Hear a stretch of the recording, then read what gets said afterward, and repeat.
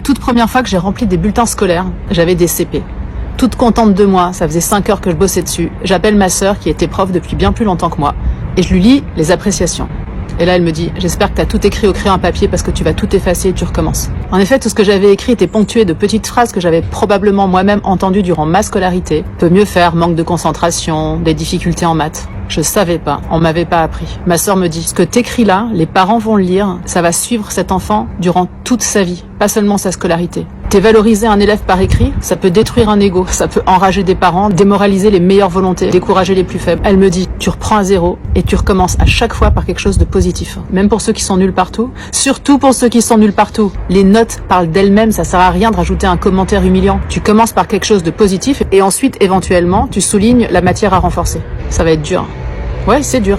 Je raccroche et je m'y remets. Terence a une imagination débordante et une mémoire spectaculaire. Gabriel connaît toutes ses tables sur le bout des doigts. Arrivé à Céline, je bloque. Les maths c'est difficile, l'écriture aussi. Elle connaît toujours pas son alphabet. Parfois je me demande sérieusement si j'arriverai à lui apprendre à lire. Elle n'est ni bonne en sport, ni en dessin. Cet enfant c'est un amour de petite fille. Mais scolairement, elle rame franchement pour tout, elle se décourage pour rien. Je cherche un truc à dire positif sur cet enfant. Je pense très fort à elle. Et là, ça me vient mais comme une évidence. Je me figure sa crinière blonde, son sourire éclatant, son visage solaire, sa bonne humeur, sa gentillesse et sa serviabilité. Et j'écris « Céline est un rayon de soleil pour la classe. Poursuis tes efforts, ton sourire illumine notre CP. » La semaine suivante, je remets le bulletin à son papa, qui a les larmes aux yeux. C'est la première fois que je lis quelque chose de positif sur Céline. Vous pouvez pas savoir le bien que ça fait. Après ça, il n'y a pas de miracle. Céline, elle a continué de galérer, mais elle a gardé le sourire et la bonne humeur. Motivée à bloc, elle a appris à lire et elle a pas cessé de progresser. Et si je vous raconte cette histoire, c'est qu'il n'y a pas une année où je pense pas à elle en remplissant les bulletins. Et il n'y a pas très longtemps, j'ai reçu un message sur Instagram. Je vous le lis. « Bonjour Émilie, je m'appelle et j'étais en CP avec toi. Mon meilleur souvenir de maîtresse est avec toi. J'avais des lacunes comparées aux autres élèves, du mal à écrire, à lire, à apprendre et suivre les cours.